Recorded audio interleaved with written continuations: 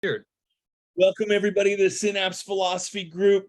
We are on our masterpiece, BJ Palmer's final book, and it's a blessing to be able to read this. I have to say we're on page 124, halfway down, correct? Particularly, am I correct? Yes.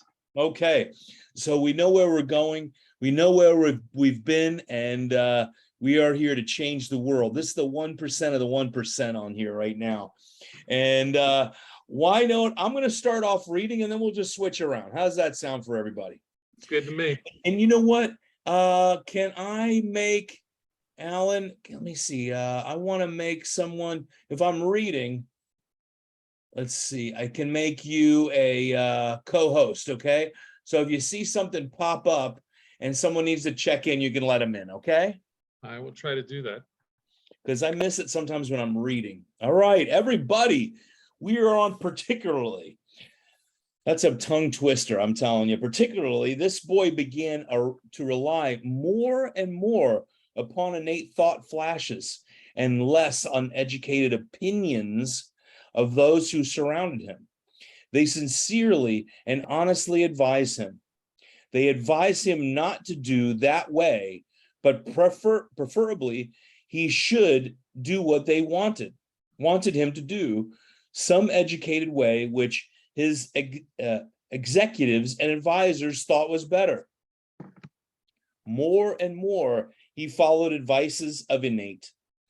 Eventually, he was able to get helpmates to also see innate's ways which had paid big dividends in his success.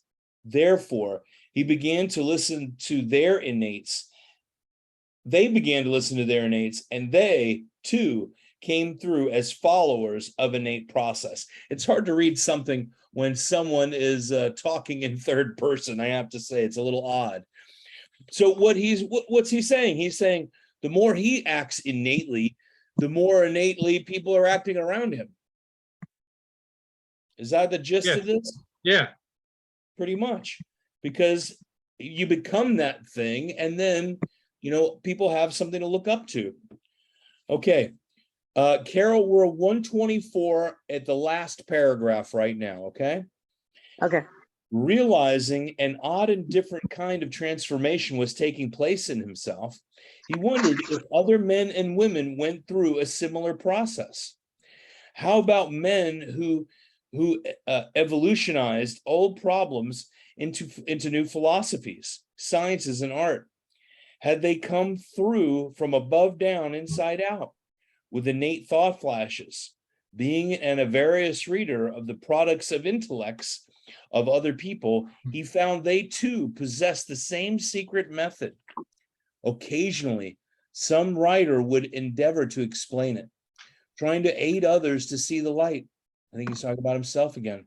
Time after time, he assumed, my son was here, he saw writings of others explaining the same process in them. It wasn't long until his youngest realized it was not a process, but old, not a process, but old. And not a new process. I think new is missing there. I think new is missing. Okay.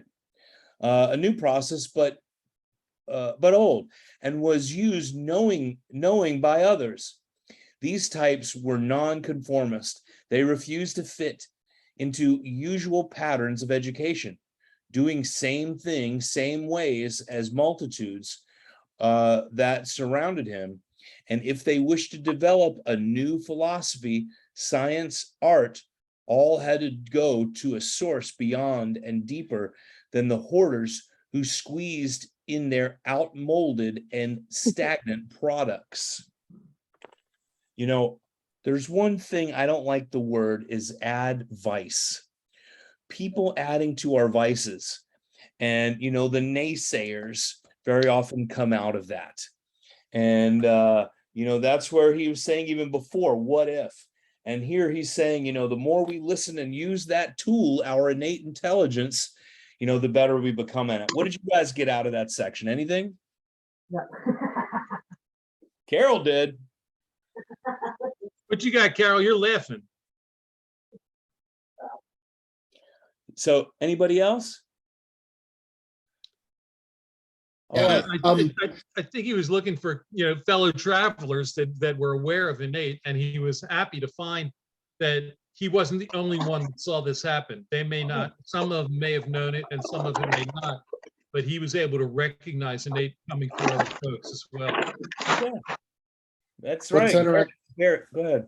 What's interesting that I noticed too on page 125 at the top is we talk about this, that BJ talks about innate, and in current times, this is, related to the secret, and he actually says it right here, possessed the same secret method.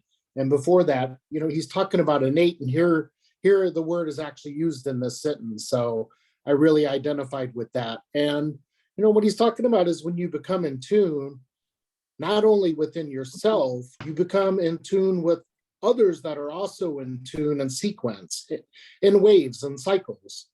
And it's all energy, it's all waves and cycles and timing. And the universe has this all coordinated and conducted. Yeah, I mean, exactly. And I was thinking of Wallace Wattles, he's early 20th century. James Allen, As a Man Thinketh. The Secret was written from, James, not James Allen, but from Wallace Wattles' writing in the early 1900s. Well, these things aren't new. I can't think of a biblical quote, but people quote the Bible of these type of things all the time. Right. And what's interesting, speaking of the biblical quote, this is from Solomon, as a man thinketh. And then BJ, we say, gets it from James Allen as well. So it actually goes all the way back to Solomon in the Bible, who says, as a man thinketh. Well, That's you know, right. Powerful. So shall he be. if you want to talk about the Bible, if you talk about the Old Testament, you talk about the fact that God, universal intelligence, spoke to people.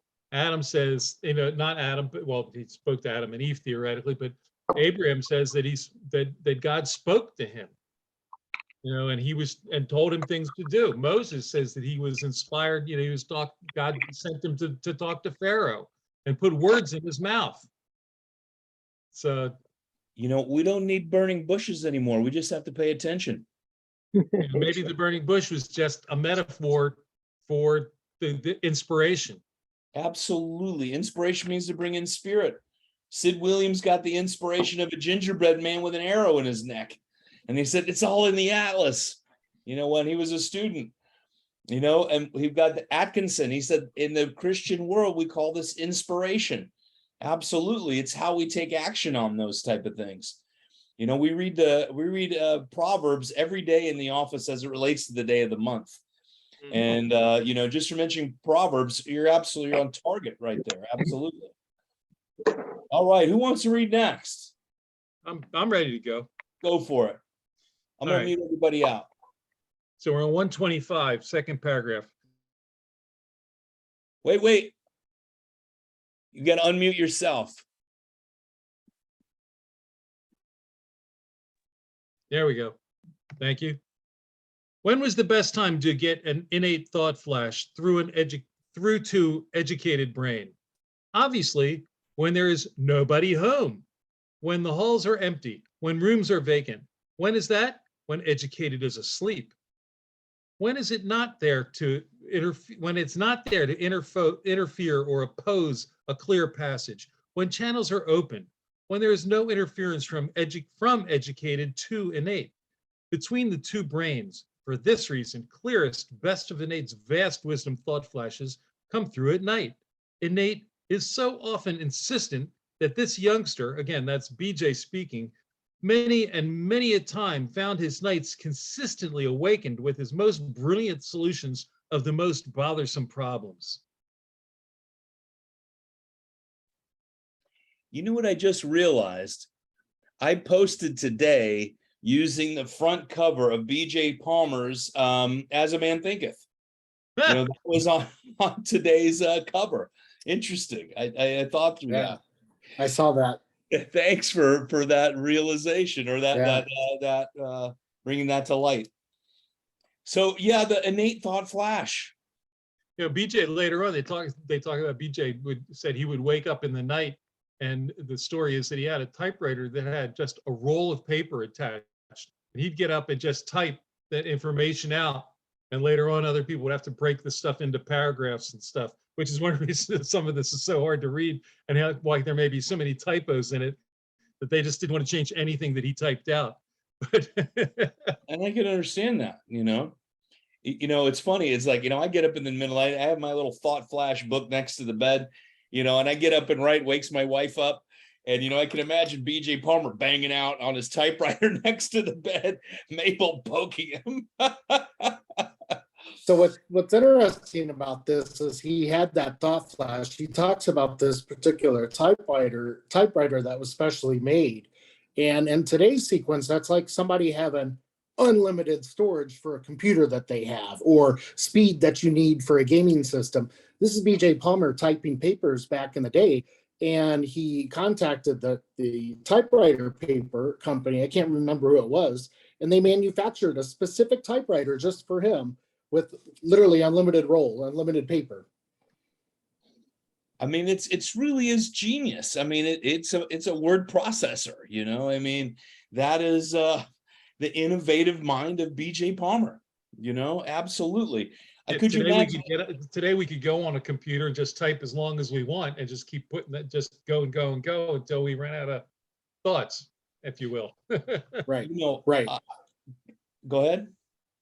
No, so I was saying, like, in today's, what would be our speed bump today, trying to type or get the knowledge out? That's what his speed bump was then. And he contacted that company directly, and they made him a special one. That would be something like us today contacting Apple or Samsung saying, hey, this isn't quite up to par to my standards, what I need. Can you do this? And boom, they do it. He had that device. It's special. It's unique. It is unique, and could you imagine, 30 something volumes, sheet by sheet, loaded in, I've done that. I've used old typewriters before. I've had to use it, before chiropractic school. That's what I was doing papers on, right? Just like everybody else. Oh yeah. Madness. It is hard. Yeah. With whiteout. Yeah. Whiteout, the Right. little tape, my research papers used to be like 50% whiteout tape. They were rigid. They were so stiff with all whiteout and all that junk on them. And if you wanted to keep a copy, you had to use carbon paper. Oh yes, good old carbon paper. Oh my goodness. Some people listening to this tape at some point are going to go, what the hell are they talking about? And his old codgers, Hey, you got to understand the history. You got to know history with it. You think about the challenges these guys went through, wasn't he? BJ Palmer had to get his own thing, like he's just saying. The same thing with the neuro, all the other machines. He had to make it all. And, it's just that innovative mind, truly allowing innate to speak through him, which is spirit saying, you need this, get it done. Here's the path to do it. And be willing to listen. As a man doing it, he's doing it as, thinketh, which is that spirit within. Absolutely. Go ahead, Alan. Well, that's it. That you have to. The other part of that is being willing to listen when the voice comes to you. And take action. You need to be able to hear it and say, I'm going to do this. Yes. And that's, most people get the thought flashes and go, they get an intuition or whatever they may call it, and not pay attention. Yeah. And I know you all have experienced it. The more you learn to listen and agree, the more messages you get. Yeah. Yeah. And the clearer they become. Let's add that part, actually. Yeah. Oh yeah. The clearer they become. And, Alan, you've been on here a while, and you've had, the students have asked us, dozens of times, literally, how do we act more innately?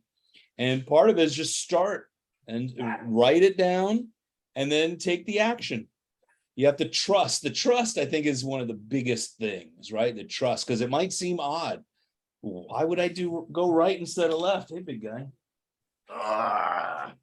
Say hi to everybody. Hey, young man. What's interesting about the thought flashes and the equipment, you mentioned the neurocalligraph.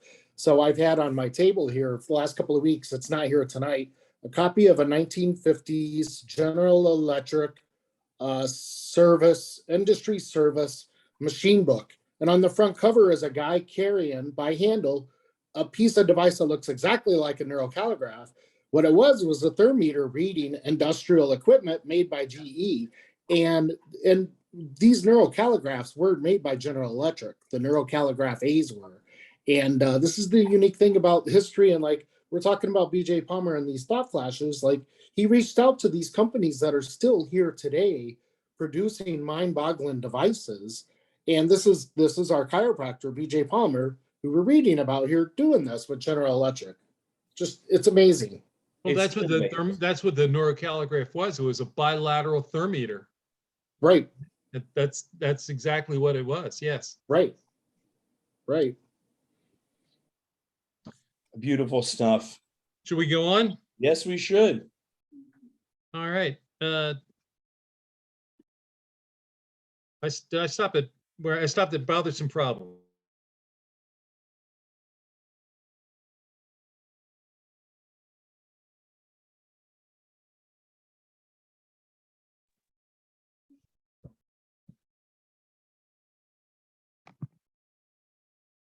What usually happens to the average person, in all caps, who wants to know how to receive innate thought flashes, which is what we were just saying, in daytime, you get them and pass by them. At night, you're relaxed, asleep. Education is blanked out.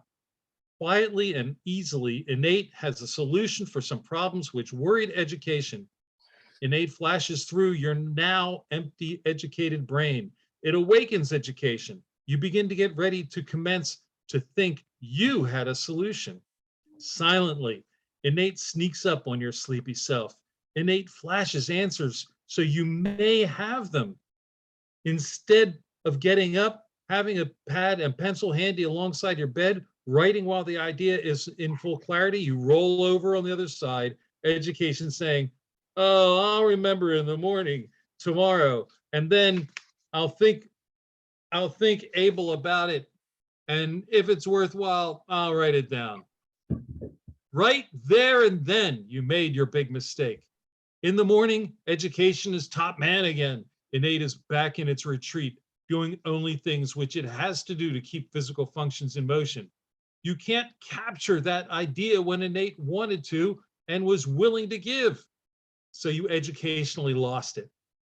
The more this indifference occurs this way, the more innate becomes discouraged and eventually ignores you because you ignored innate until it becomes a fixed habit both ways, such ignoring the other or each ignoring the other. You want me to stop for a second? Yeah. You know, I've done that so many times. Oh, I'll write that down in the morning. And it's so hard to remember. What did I think? It was life-changing. It would change the world. I can't remember it, right? It's like Hollywood Squares here. You lost that one. I've done it. Absolutely. We all have. All right, guys, this is a great chapter. And I mean, he's just laying it out. Anybody else? Or should we keep going? Keep on.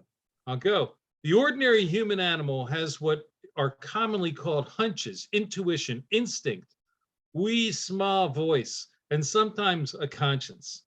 There are 5 accounted for which birds and other animals have. When asleep, certain ones are dormant, others are on the job, such as hearing, smelling, feeling, etc. Suppose at night, while asleep, the baby cries, telephone rings, a fire occurs, a prowler breaks in, and you become too cold or too warm. Innate hears the baby, telephone ring, prowler in the room. Your nose smells smoke. If cold or hot, you pull up or throw off blankets. All those can awaken education. These are typical thought flashes from innate to education, describing the process of what to do when an above-down, inside-out thought flash comes through, or how is one to know what is or when it is a thought flash, or how is one to recognize such. This keen fundamental recognition was difficult for our education at first. We had so much education outside in, below upward, bucking innate. For a long time, outside environmental complexes of education completely overshadowed and blanked innate out of consideration. You know, and I think we should note that he's acknowledging a fault in himself, not a fault so much as I had trouble at the beginning too, and I learned to listen. And you know that the little things he's pointing out, that what makes you wake up in the night when you're too cold, what makes you, you know, startle when you hear something in your sleep, you know, that he says that's innate calling you out of your sleep, that's innate saying, wake up, you got a problem here, Houston, we have a problem. And, you know, he's saying, like he's saying, bucking innate, and you know, we were all that you know, I'm smarter than the innate intelligence within. And, you know, everybody's gone through those things as we're growing. That's why he thinks he's, you know, he calls himself the young man so often. He's still just learning as he's, you know, near the end of his life period. Well, we're also now more than ever, so much prejudice that education is everything. You know, and what we've learned is what's important. And you learn this, you learn that. And to be willing to say maybe there's some other information that can come to us if we just allow it to, is very hard for the vast, maybe everybody, to accept. It's this wee small group of us, as you say, the 1%ers that can hear, that are willing to say, well, maybe something else will talk to me if I let it. What's going on out there? And not have education be in charge all the time. Yeah. I mean, that's not to denigrate education. There's certainly value in what we learn and experience. But is there other information that we can access? As we're well aware that dogs have a much wider range of things they can smell than we do. There's animals that can see things on a much wider range than we can see. Oh. We're limited in what our educated is able to take in and accept. There's other stuff out there. Can we learn to listen for it when it's allowed, when it comes to us? You know, yeah. Go ahead. The phrase "knowledge is power" has always been one of my favorite quotes for a long time. However, the last few years, I've literally changed my mindset on that. It's a paradox now because it has its limitations, and it's not. We all know what we need to do and what we should do and what we've read. And if we did that, we would be 100% of what we textbook wise, what we were supposed to do in that category, what we were reading about. And like BJ said here, even Haig, like it's not just the education. It's once you get in that education, you go down that rabbit hole of, you know, this is a person's opinion, this is a thought process, or this is a group. And that's always going to be changing. Whereas if you listen and trust in the innate and universal wisdom and power that's within us and without of us in the universe, it's all under control. It's all in rhythm. When it comes to is the big part, right? In trusting that in innate intelligence. And I think of, you know, me as a younger person, and, you know, we know everything. My kids are already starting to do that and, you know everything. And the difference is wisdom. And being wise enough to say, the more I know, the more I know I don't know. And Pasquale taught us this is get off the fast track. That's the fast track. I know everything, right? And to be in peace and wisdom is a whole other plane or a whole other vibration. And we talked about tone before of, you know, we only hear certain tones. I use that in part of my talk when people have been to other chiropractors and they're waiting for all this crunching or something. And I said, we don't need to hear that sound. Only small bits of sound what we hear anyway. That vibration is rippling through your body in amazing ways right now that we might not be able to hear. Tone, right. The part we hear is very small. Right. Like the humans on the visual and auditory scale, we know something like 0.01% of that scale. However, factually, knowledge-wise, educated-wise, we know there's more out there. We know what if we saw UV rays? What if we saw X-rays? You know, other animals, plants can. We can't, but yet we want to argue and try to, you know, search about our narrow little viewpoint that we know, that we see, that we witness, that we could test. It's safer. It's safer. If I know that, I can stay in that lane. I'm safe, right? Yeah. Good job, humans. A great example of education versus innate in chiropractic is we all learn to adjust in school. we learned ways to do various ways to get bones to move, or to find technically how to the teachers would teach us how to, this is what you, how you find this subluxation or that subluxation. And yet, as at least for us, that I think all of us on this call, that we learned that there's other information available to us. And yeah, you can go ahead and validate what that voice tells you with some of those techniques. And sometimes you may or may not be able to, but you have to learn to listen and not necessarily just go by the book. That what you learned in school was technically how to make it work. To become a great adjuster, you got to learn to listen to the body and to the innate coming through you, and the innate in you speaking to the innate in that body in front of you, and allow that adjustment to happen. That's the difference Right. of just being a technician. You know, my father dying at Sloan Kettering in New York City. And, he was one of the founding members of the Society of Internal Medicine. And, he said there is no such thing as a doctor anymore. They're just technicians. He was so sad at that fact. Just because they could do something, they didn't need to do his remove his bladder and do all these things. He said there is no such thing as doctor anymore. And they're just making technicians now. And I can see that in our own field. They're just making technicians. You can put anybody in there with, 9 hours of training, can, legs swinging up and down. And, and I'm not a big fan of flexion distraction. I think it's done well. If it's done well, it's great. But ultimately, that's a lot of the schools, they're just teaching mechanical things. You follow the algorithm. Yeah. Without really showing an art and helping that art, blossom within the students. And they're making technicians. And I think that's been the goal for a long time. You just make technicians, you can just pass them through, right? And Right. I think that's where we are right now, is helping to save the entire profession right now on this podcast. And I mean that in no small way. Yeah. You guys are making me think about too the analogy of, we could be very detailed at our x-rays going down to millimeters and CBCT and all these tests. We could be very detailed and technical. However, like Alan's saying and Haig is saying here as well, is all of a sudden when you're with that person in real life, that's what truly matters. Because technically it may show one thing. However, in life and reality and that spirit and in that energy of that patient, it could show a complete different listing. And you have to trust that. And experienced people who work with other human beings and souls know this. Even if you are a physical therapist, a massage therapist, when you're touching these souls and people, you connect. I take care of quite a number of physical therapists in my office. And, most of them are very, very grounded in their spirituality too, and trusting and loving, listening to that body just like we do. And, and then acting in their way that's appropriate to them. Mhm. And, I was doing a lot of Atlas orthogonal. I did NUCA when I was in school. And, if we have to get everything into an orthogonal way, that is purely in logic.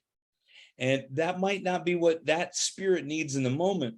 And BJ and Dee Dee, and many times said, we don't do the adjusting, innate does. We influence with our force, and the body innate will put it where it needs to in that moment. So I am for it, and I've had amazing, orthogonal adjustments, absolutely. But I think we're more dynamic than the one thing that we know how to lock onto. And I'm only picking on that one. I mean, and there's many different techniques that we have to be somewhat malleable to realize each individual is different. And they're different every time they walk in the office. Oh, that's exactly right. Exactly. We're replacing 3 to 4 million cells a minute. You're never the same. And one of the things that I learned in one of the tonal techniques, I'm not sure even which one this came about when it finally came to me, but I suddenly realized, as soon as you do adjust any segment, and upper cervical specific may only be adjusting one segment, but I was full spine. And anytime you address any segment of the spine, then you have to reassess the entire spine before you adjust the next segment, because every adjustment you do affects the entire body. It affects the whole being, and it affects its response to you. And you have to reassess and say, what else do you want today? Do you want something else today? Is there something else that we can do for you now or with you now? And then move forward. You know, this tensegrity model. You know, you affect one area, the body's going to adapt in that tensegrity. I mean, it's absolutely beautiful. We just had our talk. I did it with Zale, with, you know, from Conscious Chiropractic, and we just talked about those things. We did it in a podcast. I didn't take up the time in our group, but I'll post that soon. We just have to redo a little bit. And I want to ask everybody, share some of these and like the page, or subscribe to our page for the videos on YouTube. And then we're also on Apple Podcast and all those, and Spotify. But if you can, share these, either share the video or the audio on the, it's the Synapse Philosophy podcast on Apple iTunes and Spotify, and it's under Synapse Philosophy or Innate Express under our Innate Express is the YouTube channel. And then there's you know, the playlists underneath there, and I have them separated from, you know, each one of the books that we have read and reviewed are different playlists. So if you guys, if you don't mind, just share this around so we can get some people either joining us, because it's not always easy to get someone to join, but also people are listening all the way around the world. So I think it's good to share it. So that's my 1.5 cents. There you go. So I'll I'll never go say I don't on. have any sense. I'll pick up again. We're at the bottom of page 126 then. As days, weeks, and even years wore on, he and Innate became, again, BJ is he, and Innate became intimately acquainted. Eventually, he looked up to listen for the wee small voice. Was he imagining all that came through? Were they wild fantasies of his flighty and meager education? He decided to test them. When in trouble with worries, problems of business, professions, or social misunderstandings, decided to let Innate solve them in its own way, in its own time. He decided not press for the immediate answer. He soon learned that if he arbitrarily followed usual educational routes, he lost what we sought. If we turned the world problem over to Innate, eventually its own astounding way, at its own discretion, would flash through a correct and right answer. More this occurs, with beneficial conclusions, stronger became the tie between Innate and him. Let's pause there a moment. Okie doke. This is reiterating what we're saying. The more Yes. you practice and use it, the stronger the connection is. You know, he's saying that. Let's finish this page and then we'll go from there, okay? Okie doke. When there are no restrictions between greater and lesser personalities, all conflicts cease. Instead of bucking failures with regularity, he was succeeding in attaining his objective with no internal conflict. Eventually, when this camaraderie became fixed and firmly established in his life, he realized this was a law and a way of life, one which had succeeded with him, would succeed with others. It became to him a way to live, to convert failures into successes. If this could occur in him, it should be told to all who would listen that everyone might use the same law and repeat same in route travel through life.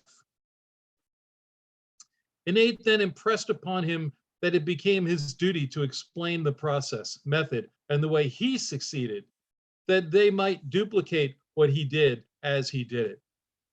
Innate, seeing he did accept its solutions of unsolved problems, became more bold, flashed through more frequently, and usually without hesitation. As intimacy grew deeper, Innate became a constant companion, coming best when needed most. Innate soon had no hesitation in flashing answers through to him at most unexpected times and places, inasmuch all thought flashes came from Innate to education. And knowing how fickle an education and its short memories, this man always carries pad and several ink pens. to then and there without one moment's hesitation, makes notes on issues involved, on trains, cars, planes, no matter where, out comes that pad and pen. You know, I carry, I don't leave home unless I have something to write on, you know, BJ taught us that. I mean, I listen, okay, In my pocket at all times. there you go, absolutely. This is today's iPhone, Yeah, the pad and pen. This Yeah. person, this man. This is today's iPhone. Person walking around, writing, documenting things. yep. So I'm talking to the students. I am talking to the older people too. I text myself. I'm not forgetting this. I'm going to text this to myself because my wife's sick of getting those tests, like text. What did you mean by? I don't get it. I'm like, oh, I'll get it. I have a notes thing on my phone, but I don't use it because I never go back and look at it. So I still write it down. I know the feeling of that. Absolutely. This is, I think of Pasquale a little bit in this because when this last page, it just sort of came to me because, we'd ask if you ever listen to Pasquale Sarasoli, some of his stuff was very, very esoteric. Like, what did you mean by that? I don't understand. And he's like, I can lead you to the answers. You got to get them yourself. Some of these questions, he said, I asked 40 years ago, maybe 50 years ago. I'm just getting the answers from spirit now and trying to decipher it. A lot of this stuff isn't in the immediate. It's when we really need it, when we're supposed to have it, not a moment before and not a moment after. And, he also used to say, if you try and skip steps and push things on Jacob's ladder, he'd say, you're going to have to go back and repeat it again. So we get things in the right time and we have to trust. We want it all now, right? So it's about that trust. Go ahead, Alan. We often think that challenges we have are a problem, or we have to remember that some of that's in our mind and our perception of the way things are. And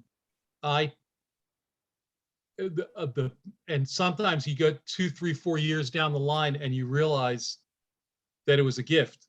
Oh, yes. And for me, it was a very hard gift that I was given because, a couple of years ago, my wife was extremely ill, and then she recovered nicely. And but when my lease came up in my office, she said, please don't sign another lease.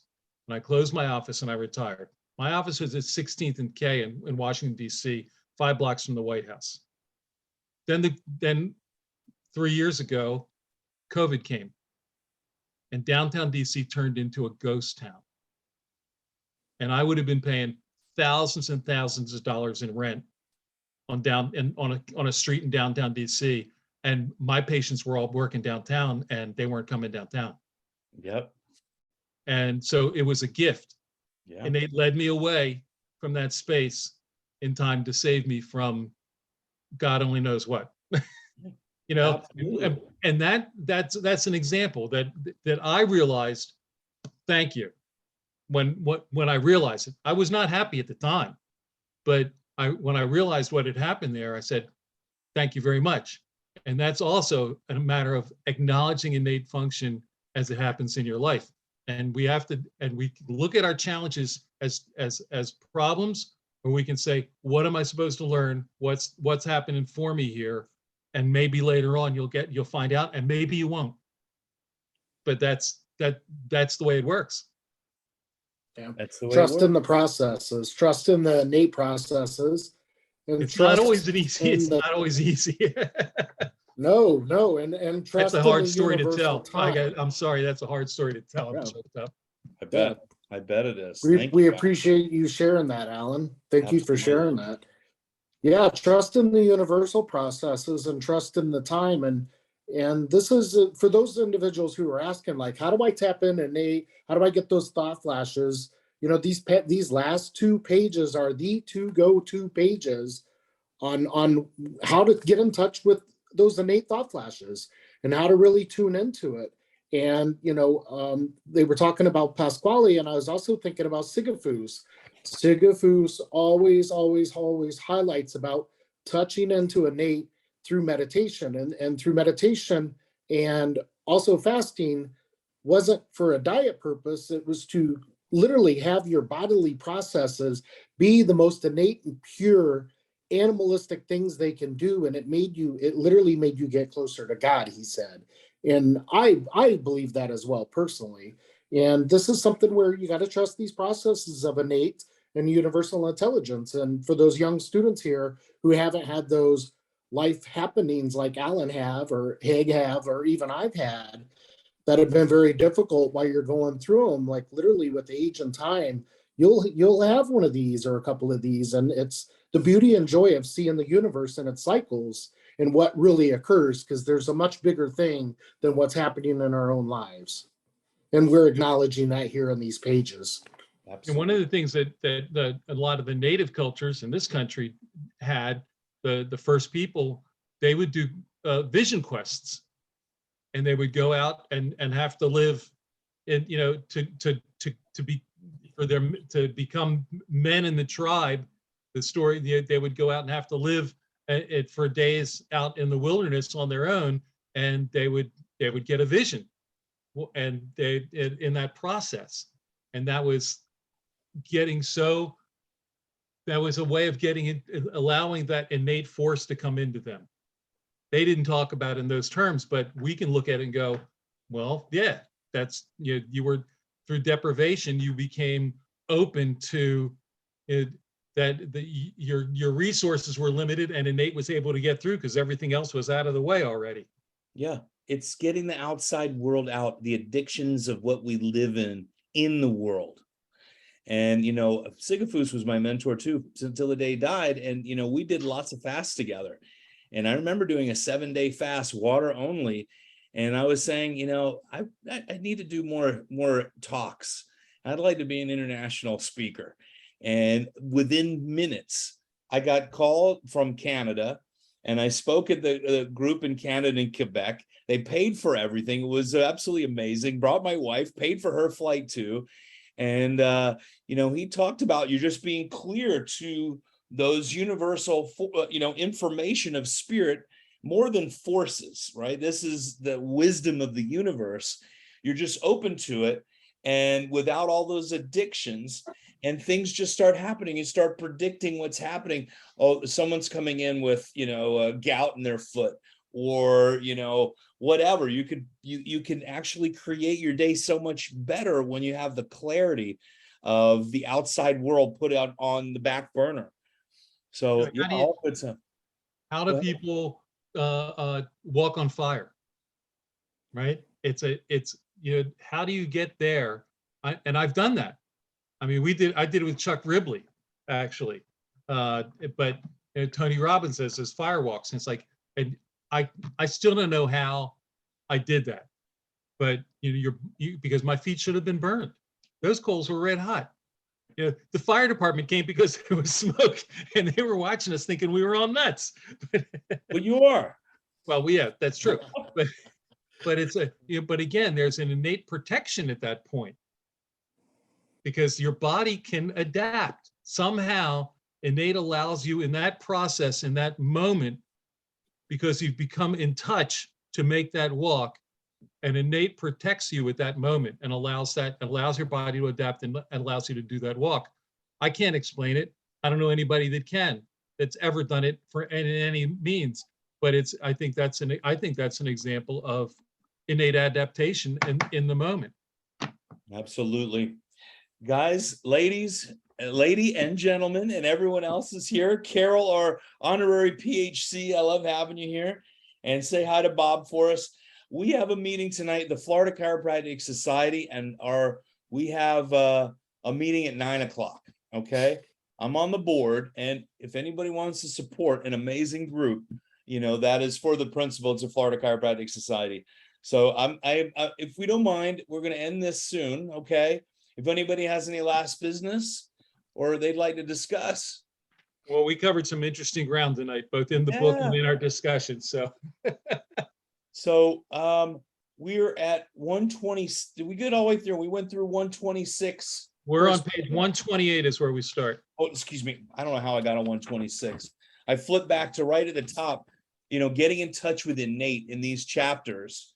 because I want to have this annotated in this book, because going back and teaching from this and even outlining it, I think is going to be very important. But I don't even know what to cut out. I mean, all of it is so awesome from BJ. This should be really a first year chiropractic students textbook. I'm not exactly sure they'd be ready for it. Well, still, it gets you Throw them in the involved. deep end, see if they swim. I mean, think about learning the 33 principles. It's a lot to wrap your head around, you know. At least he's teaching you something, and it gets a little deeper as we go. You know, it's getting more of spiritually philosophical. Well, we had a great night. I love and appreciate you guys. And you know, if you can, you know, subscribe to the pages, audio, video, and then share them if you don't mind. Let's get some more people involved. Yeah. And you know, we're changing the world. All right. Because the way we're also, you know, a lot of regular people, not just chiropractors, are listening to this, because where we're showing this is really chiropractic philosophy for everyone. We're breaking this down. You don't have to be a chiropractor to understand this. Tony Robbins, like you said, and all these other people talk about this as well. It's not brand new. It's from years and years ago. So it's from the beginning of humanity, really. All right. God bless you. Have a beautiful day. I'll see you next week. We'll see you next week. Bye, guys. Thank you.